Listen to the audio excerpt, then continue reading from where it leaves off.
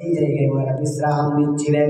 এইবার হযরত মুসা আলাইহিস সালাতু ওয়াস সালাম যেই মাত্র ওই পিছনের দিকে আবার ব্যাক করলেন, আবার যখন যেই জায়গায় বিশ্রাম নিচ্ছিলেন ওই জায়গায় যখন ব্যাক করলেন ফিরে আসতেছেন, এইবার মুসা আলাইহিস সালাতু ওয়াস সালাম কিছু দূর থেকে দেখতে পেলেন ওই একটা পাথর খণ্ডের উপরে মাথা রাইখা, একটা পাথর খণ্ডের উপরে মাথা রাইখা একটা কম্বল আবৃত দীপ্তিমান মহাপুরুষ এই পাথর খণ্ডের উপরে শায়িত আছেন। জোরে বলেন সুবহানাল্লাহ। পাথর খণ্ডের উপরে দীপ্তিমান মহাপুরুষ আবৃত, চাদর আবৃত দিয়ে, কম্বল আবৃত দিয়ে শায়িত আছেন, শুয়ে আছেন। কেউ কেউ বলেছেন যে সাগরের মাঝখানে কম্বল আবৃত দিয়ে একজন মহাপুরুষ, দীপ্তিমান মহাপুরুষ শায়িত আছেন। জোরে বলেন সুবহানাল্লাহ। এইবার মুসা আলাইহিস সালাতু ওয়াস সালাম কাছাকাছি গেলেন। এবার কাছাকাছি যাইয়া উনি এইবার সালাম বিনিময় করলেন এবং উনি উনার পরিচয় তুলে ধরলেন। জোরে বলেন সুবহানাল্লাহ। সালাম বিনিময় করলেন এবং উনার পরিচয় দিলেন। এইবার তিনটি ভেদ রহস্যপূর্ণ কর্ম প্রদর্শন, পরিচয় পর্ব শেষ। এবার মুসা আলাইহিস সালাতু ওয়াস সালাম উনার কাছে থাকার ইচ্ছা পোষণ করলেন যে হুজুর, আমি আপনার কাছে থাকতে চাই, আপনি আমাকে আপনার সাদরে গ্রহণ করুন। এইবার হযরতে খাদির আলাইহিস সালাতু ওয়াস সালাম, খিজির আলাইহিস সালাতু ওয়াস সালাম, উনার নামটা কিন্তু আবার আমরা তিন ভাবে জানি। তিন ভাবে বলতে দুই ভাবে আমরা বিশেষ করে পরিচিত। একটা হইছে আমরা বিশেষ করে গ্রামগঞ্জের মানুষ খসপির কইলে সবাই চিনে, পানিতে বসবাস করে খসপির, ঠিক কিনা? দেখেন পানিতে কিন্তু প্রস্রাব করা নিষেধ আছে, আছে না নাই? পানিতে প্রস্রাব করা নিষেধ আছে। এক পানিতে প্রস্রাব করলে দেখা যায় যে আল্লাহর ওই জিনিস কি এই মানে নদী সাগরের মধ্যে আছে।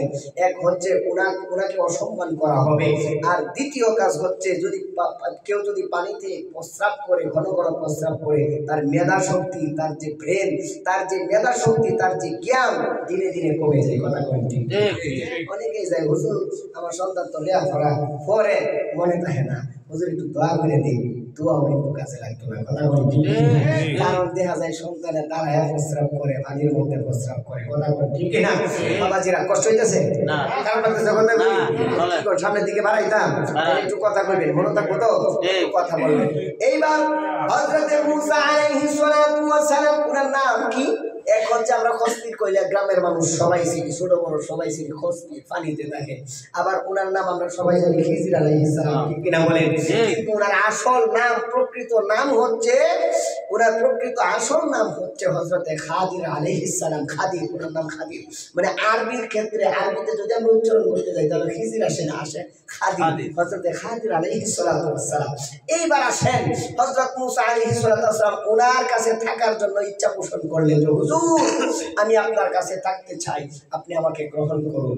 এইবার হযরত খাদির আলাইহিস সালাতু ওয়াস সালাম বলেন, আমি আপনাকে গ্রহণ করতে পারি, আপনাকে আমি আমার কাছে থাকতে দিতে পারি, তবে আমার একটা শর্ত আছে। জোরে বলেন সুবহানাল্লাহ। আমার কি আছে?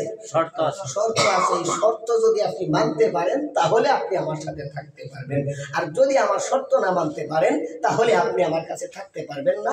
আপনি আপনার পথ দেখেন, আমি আমার পথে আছি। কথা কোন ঠিক কিনা? এইবার হযরতে মুসা আলাইহিস সালাতু ওয়াস সালাম বলেন, হুজুর আপনি একটা শর্ত কেন, আপনি যত শর্তই দেন না কেন, আমি আপনার শর্তে রাজি হয়ে গেলাম। এইবার বলতেছে তাহলে শোনো আমার শর্ত। এইবার হযরতে খাদির আলাইহিস সালাতু ওয়াস সালাম বলেন, আপনার কাছে আমার শর্ত হলো, আমি খাদির যে কাজটাই করি না কেন, আপনি শুধুমাত্র আমার সাথে ধৈর্য ধরে থাকবেন, কিন্তু আমার কাজের, আমি যে কাজটা করি নাই কেন, এই কাজের বিপরীত কোনো প্রশ্ন করতে পারবেন না। যদি সম্ভব হয় তাহলে আমার সাথে থাকতে পারেন, না হয় আপনি আসেন। আল্লাহু আকবার, আল্লাহু আকবার। আর জোরে জবান করে ধরেন আল্লাহু আকবার। ধৈর্য ধারণ করে আপনি যদি থাকতে পারেন এবং আমি যেই কাজ করব এই কাজের বিপরীত যদি কোনো প্রশ্ন না করেন, তাহলে আপনি আমার সঙ্গে থাকতে পারেন, পথ চলতে পারেন, কোনো অসুবিধা নাই। এবার বলতেছে হুজুর, আমি আপনার শর্তে রাজি হয়ে গেলাম। এবার একটা ভেদ রহস্যপূর্ণ কর্ম প্রদর্শন, এক নাম্বার করব। এইবার বলতেছে ও আল্লাহর নবী মুসা, তাহলে আসুন আমরা পথ চলি। আগে পথ চলছিল মুসা আলাইহিস সালাতু ওয়াস সালাম এবং ওনার সাহাবী ইউশাই ইবনে নুন দুইজনকে নিয়ে। এইবার খাদির আলাইহিস সালাতু ওয়াস সালাম মুসা আলাইহিস আলাইহিস সালাতু ওয়াস সালাম দুইজনে পথ চলবেন। আগে হযরত ইউশা ইবনে নুন ছিল ওনার সফর সঙ্গী। এইবার মুসা আলাইহিস সালাতু ওয়াস সালাম হলেন হযরত খাদির আলাইহিস সালাতু ওয়াস সালামের সফর সঙ্গী। সুবহানাল্লাহ। এইবার হযরত খাদির আলাইহিস সালাতু ওয়াস সালাম বলেন, হে আল্লাহর নবী মুসা, তাহলে এবার আসুন আমরা পথ চলি। এবার হযরত মুসা আলাইহিস সালাতু ওয়াস সালাম হযরত খাদির আলাইহিস সালাতু ওয়াস সালাম হযরত মুসা আলাইহিস সালাতু ওয়াস সালামকে নিয়ে পথ চলতে লাগলেন। একটু সামনে গেলেন, যা দেখেন একটা নদী। এই নদী তারা পার হবে। নদী পার হইতে গেলে তো নৌকার প্রয়োজন, কথা কোন ঠিক কিনা? হয়তো সাঁকোর প্রয়োজন নয়, ব্রিজ না হয় নৌকা, কথা কোন ঠিক কিনা? সাঁকো নাই, ব্রিজ নাই, তার মানে কি দিয়ে পার হইতে নৌকা দিয়ে, কথা কোন ঠিক কিনা? দেখা যায় ওই নদীর মধ্যে এক নৌকাওয়ালা, এক মাঝি নৌকা নিয়ে দাঁড়িয়ে আছে। এক মাঝি সে নৌকা দিয়ে এক পার থেকে অপর পারে, ওই পার থেকে ওই পারে সে কি করে, মানুষদেরকে পারাপার করে। এইবার হযরত খিদির আলাইহিস সালাতু ওয়াস সালাম বলে গেলেন যে নদী পার হবেন। এইবার হযরত মুসা আলাইহিস সালাতু ওয়াস সালামকে নিয়ে ওই মাঝির নৌকায় উঠলেন। এইবার তারা ওই পারে যায় নামবেন। এইবার হযরত মুসা আলাইহিস সালাতু ওয়াস সালাম খাদির আলাইহিস সালাতু ওয়াস সালাম নামবেন। হযরত মুসা আলাইহিস সালাতু ওয়াস সালাম এবার নামলেন। নামার পরে এবার হযরত খাদির আলাইহিস সালাতু ওয়াস সালাম নামতে যান। ওনার হাতের মধ্যে একটা লাঠি ছিল। উনি যখন নৌকা থেকে নামবেন, এই ঘটনা কিন্তু নতুন না, আরো হয়তো আপনারা শুনেছেন, হয়তো এক একজনে এক একভাবে হয়তো ঘটনাটা উপস্থাপন করেছে। তবে আমি গুনাহগার জীবনে পাইছি, সেভাবে আপনাদেরকে বলতেছি, সেভাবে আপনাদেরকে বলে শোনানোর চেষ্টা করতেছি। হযরতে খাদির আলাইহিস সালাতু ওয়াস সালাম এবার নৌকা থেকে নামবেন। যে মাত্র উনি নৌকা থেকে নামতে যান, ওনার হাতের মধ্যে একটা লাঠি ছিল। উনি ওনার হাতের লাঠি দিয়া নৌকার মধ্যে এমন ভাবে এমন জোরে এক আঘাত করেছে, নৌকাটা ছিদ্র হয়ে নৌকার ভিতরে পানি উঠতে শুরু হয়েছে। জোরে বলেন সুবহানাল্লাহ। মুসা আলাইহিস সালাতু ওয়াস সালাম চুপ থাকতে পারলেন না। মুসা আলাইহিস সালাতু ওয়াস সালাম ধৈর্য ধারণ করতে পারলেন না। এবার বলতেছেন, হুজুর, ওই বেচারা, ওই মাঝি, ওই নৌকাওয়ালা আপনাকে আমাকে বিনা পয়সায় বিনা টাকায় আপনাকে আমাকে নদী পার করলো, আর আপনি শেষ পর্যন্ত নৌকাটাকে ছিদ্র করে নামলেন। হুজুর, উপকারের প্রতিদান কি এমন হইতে পারে? এইবার আল্লাহর ওলি হযরত খাদির আলাইহিস সালাতু ওয়াস সালাম মুসা নবীকে বলেন, হে মুসা, আমি তো আগেই বলেছিলাম তুমি ধৈর্য ধারণ করতে পারবা না। আমি তো আগেই বলেছিলাম আমি যেই কাজটাই করি না কেন বিপরীত কোনো প্রশ্ন করতে পারবা না। হে মুসা, আল্লাহর নবী মুসা, যদি আমার এই কাজ কর্ম যদি তোমার কাছে ভালো মানে না হয়, যদি তুমি ধৈর্য ধারণ না করতে পারো, তাহলে তুমি তোমার পথ দেখো, আমি আমার পথ দেখি, কথা কোন ঠিক কিনা? এইবারে হযরত মুসা আলাইহিস সালাতু ওয়াস সালাম বলেন, হুজুর, আমার বেয়াদবি হয়ে গেছে, আমার বেয়াদবি ক্ষমা করবেন, আমার ভুল হয়ে গেছে, আমাকে মাফ করবেন। এইবার মুসা আলাইহিস সালাতু ওয়াস সালামকে খাদির আলাইহিস সালাতু ওয়াস সালাম বলেন, তাহলে চলো আমরা আবার পথ চলি। এই ঘটনা ঘটে গেছে। উনি এইবার ওনার কাছে ক্ষমা প্রার্থনা করলেন। এইবার খাদির আলাইহিস সালাতু ওয়াস সালাম ওনাকে ক্ষমা করে দিলেন। এবার বলতেছে, তাহলে এইবার আবার চলেন, আমরা পথ চলি। এইবার আবার সামনের দিকে পথ চলতেছে। কিছু পথ যখন তারা অতিক্রম করলো, একটু সামনের দিকে যাইতেই যায় দেখে কিছু বালক, কিছু শিশু একসাথে খেলাধুলা করতেছে একটু দূরে। এইবার হযরতে খাদির আলাইহিস সালাতু ওয়াস সালাম ওই শিশুটির মধ্য থেকে একটা শিশুকে ডাকলেন, ডাইকা তার কাছে আনলেন। ডাইকা তার কাছে আইনা সঙ্গে সঙ্গে শিশুটাকে হত্যা করে ফেললেন। মুসা আলাইহিস সালাতু ওয়াস সালামের ধৈর্য আর কুলাইল না। উনি বলতেছেন, হুজুর, একটা নিষ্পাপ শিশু, সে কোনো গুনাহের কাজ করে নাই, সে কোনো অপরাধ করে নাই, হুজুর আপনি শিশুর সন্তানটাকে ডাইকা আনলেন, হত্যা করলেন। এইবার হযরতে খাদির আলাইহিস সালাতু ওয়াস সালাম বলেন, যদি তুমি ধৈর্য ধারণ করতে পারো তাহলে আমার সাথে থাকো, না হয় তোমার পথ দেখো। এইবারও বলতেছে, হুজুর আমার বেয়াদবি ক্ষমা করেন, আমি আপনার কাছে ক্ষমা চাই। এইবার হযরতে খাদির আলাইহিস সালাতু ওয়াস সালাম বলেন, তাহলে চলো, এইবার তোমারে মাফ করলাম, এইবার আবার চলো আমরা পথ অতিক্রম করি। এবার আমরা আবার পথ চলি। এইবার যখন আবার সামনের দিকে পথ চলতেছে দুইজনে মিলে, হযরত খাদির আলাইহিস সালাতু ওয়াস সালাম, মুসা আলাইহিস সালাতু ওয়াস সালাম, এইবার সামনে পড়লো একটা দেওয়াল। কি পড়লো? দেওয়াল। একটা দেওয়াল পড়লো, প্রায় ভগ্ন দেওয়াল, মানে একবারে ভাইঙ্গা নিচে পড়েও যায় নাই, এবং দেওয়ালটা একবারে সোজাও না, একটা পাকা একটা দেওয়াল।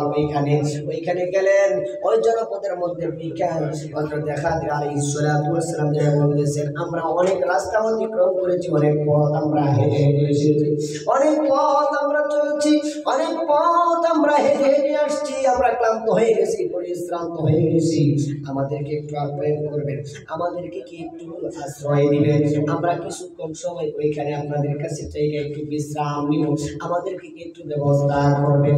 ওই জায়গার লোকেরা বলতেছে, আমরা অতিথিদেরকে আপ্যায়ন করি না, আমরা মেহমানদেরকে মেহমানদারি করি না।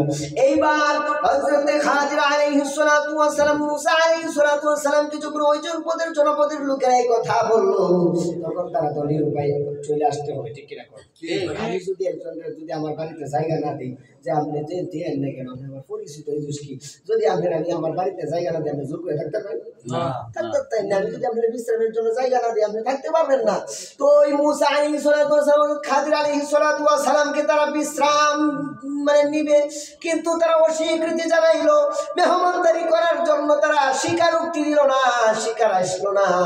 এইবার হযরতে খাদির আলাইহিস সালাতু ওয়াস সালাম প্রায় ভগ্ন দেওয়ালটা উনি এখানে অনেক সময় দিলেন, এবং প্রায় ভগ্ন দেওয়ালটাকে উনি ওনার হাতে এখন সোজা করে দিলেন। জুড়ে বলেন সুবহানাল্লাহ। মুসা আলাইহিস সালাতু ওয়াস সালাম আমরা অনেক সময় পথ রাস্তা অতিক্রম করলাম, ক্লান্ত হয়ে গেলাম, ওই জনপদের মধ্যে আমরা মানুষদেরকে জায়গা করলাম একটু বিশ্রাম নেওয়ার জন্য, আমাদেরকে একটু বিশ্রামের জায়গা দেওয়ার জন্য, কিন্তু তারা দিল না, অস্বীকৃতি জানাইলো, অস্বীকার করলো। তারা বললো, আমরা অতিথিদেরকে আপ্যায়ন করি না, সম্মান করি না, ইজ্জত দিই না। এবার আপনি এত কিছুর পরেও আপনাকে সম্মান দিল না, ইজ্জত দিল না, আশ্রয় দিল না, তারপরে আপনি অনেক সময় এখানে ব্যয় করলেন। শুধুমাত্র তাই নয়, এবং এখানে প্রায় ভগ্ন দেওয়ালটাকে আপনি সোজা করে দিলেন। হুজুর, আমি তো এই কারণগুলি বুঝলাম না। এইবার হযরতে খাদির আলাইহিস সালাতু ওয়াস সালাম বলেন, এই যে তিনটা ভেদ রহস্যপূর্ণ কর্ম প্রদর্শন, কর্মগুলো যে আমি করলাম, তবে কি এই ভেদ রহস্যপূর্ণ ঘটনার কারণ কি তুমি জানতে চাও? তাহলে এবার হ্যাঁ মুসা, তাহলে তুমি এবার শুনো। এক নম্বর ঘটনা, এক নম্বর কর্মটা, যে কর্মটা আমি ঘটাইছিলাম, নদী পার হইতে গিয়েছিলাম, নৌকা দিয়ে পার হব, যখন নৌকা থেকে নামলাম, ওই নৌকা থেকে নামার সঙ্গে সঙ্গে হাতের মধ্যে লাঠি ছিল, হাতের লাঠির দ্বারা আমি নৌকাটাকে ছিদ্র করে নামলাম, আর নৌকার মধ্যে পানি উঠতে শুরু হয়েছে। এই জিনিসটা তোমার কাছে দেখে ভালো হয় নাই, ভালো লাগে নাই। তাহলে এবার শুনো, এর রহস্যটা কি, কারণটা কি? মুসা, এই দেশে একজন জালিম বাদশা আছে। কি বাদশা? গভীর মনোযোগ, এই যে ঘটনাগুলি যে বলতেছি, এগুলা এখন কিন্তু ভেদ রহস্য, এর যে রহস্য কারণ কি, এটা এখন বের হবে। আপনারা একটু মনোযোগের সহিত শুনবেন, চেষ্টা করবেন শোনার। রাজি আছেন তো?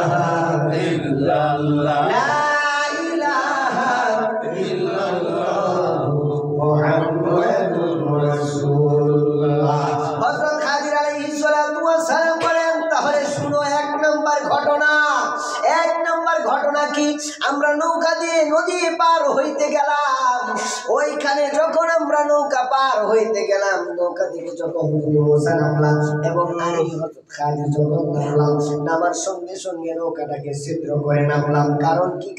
কারণ হলো, এদেশে একজন জালিম বাদশা বসবাস করে। শুধুমাত্র তাই নয়, এই বাদশার কিছু লোকজন আছে, যেই বাদশাহ অত্যাচারী বাদশাহ, এবং বাদশাহের লোকজন হচ্ছে অত্যাচারী।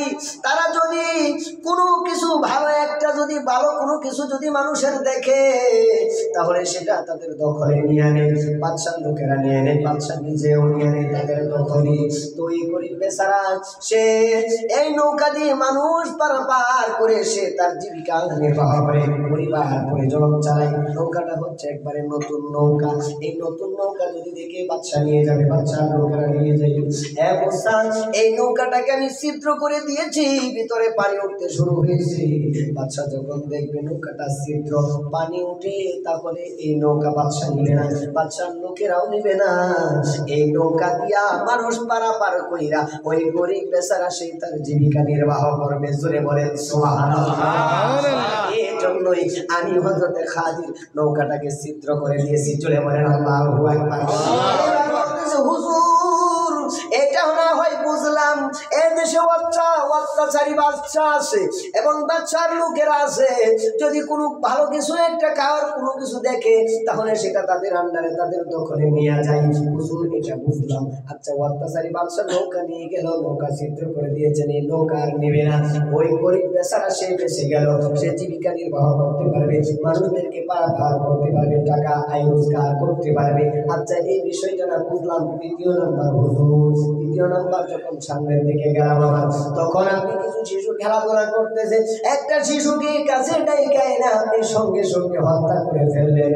পাপ করে নাই, কোনো অপরাধ করে নাই, কোনো গুনাহের কাজ করে নাই, কোনো গুনাহের কাজে লিপ্ত হয় নাই। হুজুর, ওই নিষ্পাপ বাচ্চাটাকে আপনি কি জন্য হত্যা করলেন হুজুর জানতে চাই। এইবার হযরতে খাদির আলাইহিস সালাতু ওয়াস সালাম বলেন, তাহলে শুনো এর রহস্য কি, এর ভেদ কি। আল্লাহর ওলি হযরত খাদির আলাইহিস সালাতু ওয়াস সালাম বলেন, এই যে শিশু সন্তানটাকে আমি হত্যা করেছি, এই শিশু সন্তানের বাবা এবং মা, শিশু সন্তানের বাবা এবং মা, জোরে বলেন মা, শিশু সন্তানের বাবা এবং মা। হযরত খাদির আলাইহিস সালাতু ওয়াস সালাম বলেন, শিশু সন্তানের বাবা এবং মা দুইজন পরহেজগার, মুত্তাকি, আল্লাহওয়ালা। ওনারা দুজনই পরহেজগার, মুত্তাকি, আল্লাহওয়ালা, ঈমানদার। আর এই শিশু সন্তানটা বড় হয়ে কাফের বেঈমান হয়ে যাবে। আর যেহেতু এই শিশু সন্তানটা বড় হয়ে কাফের হয়ে যাবে, বেঈমান হয়ে যাবে, এই জন্য আমি শিশু সন্তানটাকে হত্যা করে ফেলেছি। কারণ এখনো পর্যন্ত সে কোনো পাপের কাজ করে নাই, কোনো গুনাহের কাজ করে নাই, সে এখনো পর্যন্ত ঈমানদারের কাতারে আছে, যার কারণে আমি তাকে হত্যা করে দিয়েছি। আর তাকে হত্যা করে তার বাবা মার মনে আমি শান্তি আনয়ন করে দিয়েছি। জোরে বলেন সুবহানাল্লাহ। কি করে এই বাবা মা এই শিশুকে হত্যা করার কারণে কি হয়েছে? ইমানদারের বাবা মা। কথা কোন ঠিক কিনা? কথা বলেন না কেন? বাবা মা ইমানদারের বাবা মা হয়ে গেল। আর যদি সন্তান বড় হইতো তাহলে হইতো বেঈমান কাফের। বড় হইলে যদি কাফের বেঈমান হইতো তাহলে কি হইতো? কাফের বেঈমানের বাবা মা। কথা কোন ঠিক কিনা? তো বাবা মা কাফের বেঈমানের বাবা মা যেন না হয়, এই জন্য আল্লাহর ওলি হযরত খাদির আলাইহিস সালাতু ওয়াস সালাম, উনি কি ওইটা ওনার নিজের থেকে করছেন না, স্বয়ং আল্লাহ পাকের ইলহাম। আল্লাহ পাক আল্লাহর ওলিদের কাছে যে জিনিসটা কি করেন, প্রেরণ করেন, অবতীর্ণ করেন, সেটার নাম ইলহাম। কথা কোন ঠিক কিনা? আর যেটা নবী এবং রাসূলদের উপরে যেটা নাজিল করেন সেটার নাম কি? ওহী। একটা হচ্ছে ওহী আর একটা হচ্ছে কি? ইলহাম। ওহী অবতীর্ণ হয় নবী এবং রাসূলদের উপরে, ইলহাম অবতীর্ণ হয় আল্লাহর ওলিদের উপরে। কথা বলেন ঠিক কিনা? বলেন আল্লাহর ওলির উপর ওই ইলহাম হয়েছে, তখন আল্লাহর ওলি শিশু সন্তানকে কি করলো? মানে হত্যা করে দিল। মানে আল্লাহ পাক ওই জ্ঞান, ওই ইলহাম ওনাকে দিয়ে দিয়েছে যে এই সন্তানটা বড় হয়ে কি হয়ে যাবে? বেঈমান হয়ে যাবে, কাফের হয়ে যাবে, খোদাদ্রোহী হয়ে যাবে। সন্তানের বাবা মা ইমানদার, এই জন্য এই সন্তানটা এখনো ইমানদারের কাতারে আছে। এই জন্য শিশু সন্তানটাকে হত্যা করে বাবা মার মুখে হাসি ফুটিয়ে দিয়েছে। জোরে বলেন সুবহানাল্লাহ। এবার কই হুজুর এইটাও বুঝলাম, যে আপনি ওই শিশু সন্তানটা বড় হইলে কাফের হইল, বেঈমান হয়ে গেল, খোদা তুহি হয়ে গেল, এই জন্য শিশু সন্তানটা আপনি হত্যা করে দিয়েছেন, তার বাবা মার মুখে আপনি হাসি ফুটিয়ে দিয়েছেন। হুজুর এইবার আপনার কাছে জানতে চাই 3 নাম্বার ঘটনা। এরপরে আমরা সামনে গেলাম, একটা প্রায় ভগ্ন দেওয়াল পাইলাম, ওই জনপদের মধ্যে ঢুকে আমরা যখন কি হইলাম, ক্লান্ত পরিশ্রান্ত হয়ে গেলাম, আমরা ওইখানে যাই মানুষদেরকে বললাম আমাদেরকে একটু বিশ্রামের জন্য, আশ্রয়ের জন্য একটু জায়গা দেওয়ার জন্য। ওনারা অস্বীকৃতি জানাইল, ওনারা আমাদেরকে আপ্যায়ন করলো না, কোনো রকম আমাদেরকে বিশ্রামের জায়গাও দিল না।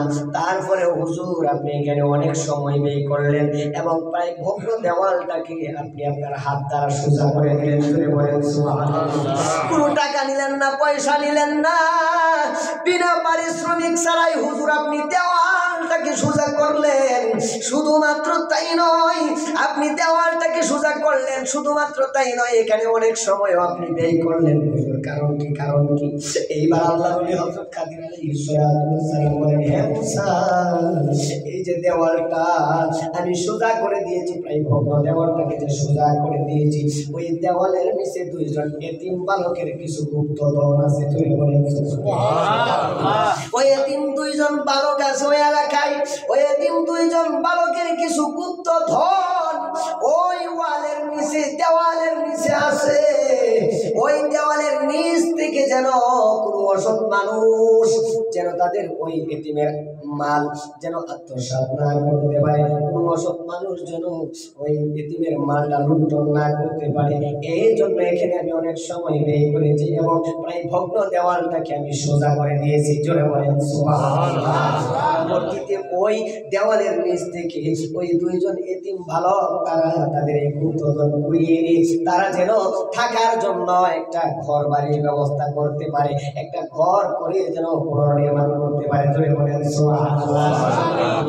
আল্লাহুম্মা সাল্লি আলা সাইয়্যিদিনা মাওলানা মুহাম্মদ ওয়া আলা আলি সাইয়্যিদিনা মাওলানা মুহাম্মদ। লা ইলাহা ইল্লাল্লাহ, লা ইলাহা ইল্লাল্লাহ, লা ইলাহা ইল্লাল্লাহ মুহাম্মাদুর রাসূলুল্লাহ। সবাই বলি সাল্লাল্লাহু আলাইহি ওয়াসাল্লাম।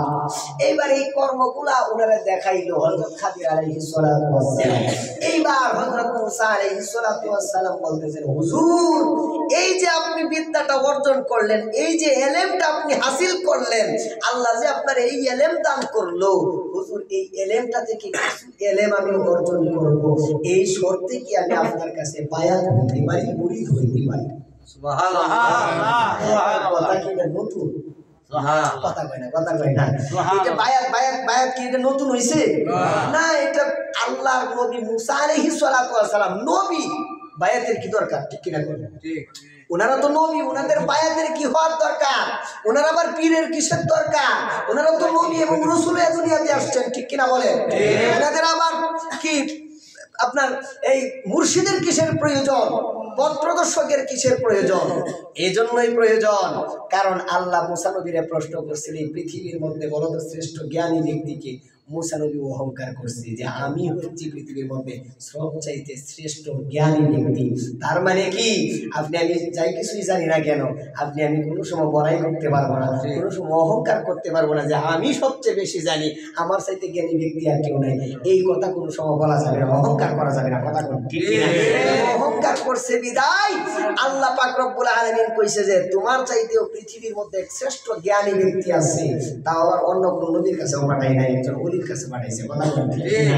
এটার থেকে আমাদেরকে বুঝতে হবে, এটার থেকে আমাদেরকে বুঝতে হবে, এটার থেকে আমাদেরকে জানতে হবে, বুঝতে হবে যে একজন আল্লাহর নবী হইয়াও যদি মুসা আলাইহিস সালাতু ওয়াস সালাম একজন নবী হইয়াও যদি হযরত খাদির আলাইহিস সালাতু ওয়াস সালামের কাছে ইলমি মারিফত, তাসাউফের জ্ঞান, চিত্তশুদ্ধির জ্ঞান, কলবের জ্ঞান। শুধুমাত্র তাই নয়, এই কলবের জিকির যদি জারি করার জন্য এই কলবটা মানে অন্ধকার কলবটাই যে উনি বলছিলেন, অন্ধকার কলবটাকে যদি আলোকিত করতে হয়, মুর্দা কলব যদি জিন্দা করতে হয়, শুধুমাত্র তাই নয়, অন্ধকার থেকে যদি আলোতে ফিরে আসতে হয়, তাহলে আমি বলবো হযরতে মুসা আলাইহিস সালাতু ওয়াস সালামকে যেমন আল্লাহ পাক রব্বুল আলামিন হযরত খিদর আলাইহিস সালাতু ওয়াস সালামের দরবারে পাঠিয়েছিলেন এই সত্যে মুরিদ হওয়ার জন্য, যে ইলমে লাদুনি কলবের যে বিদ্যা, এই বিদ্যাটা অর্জনের জন্য যেমন মুসা নবীকে আল্লাহ খিদর আলাইহিস সালাতু ওয়াস সালামের দরবারে পাঠিয়েছিলেন, এই ইলম অর্জন করার জন্য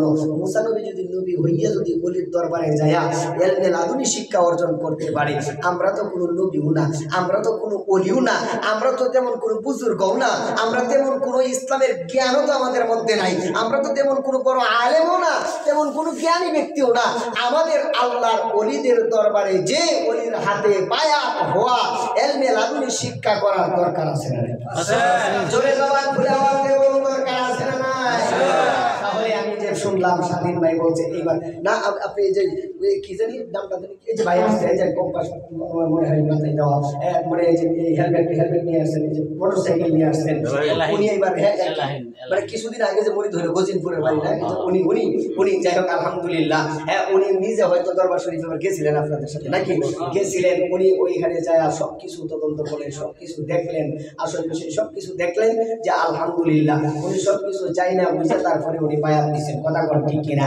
যারা এখনো বায়াত হন নাই, যুবক ভাইয়ারা পায়ে হাত রেখে অনুরোধ করে বলি যে একজনের বাহির থেকে একটা কথা বললো শম্ভুগঞ্জ দরবারে এই হয় সেই হয়, এটা আপনি একজনের কথায় আপনি লাভ পাইলেন না, ফাল পাইলেন না।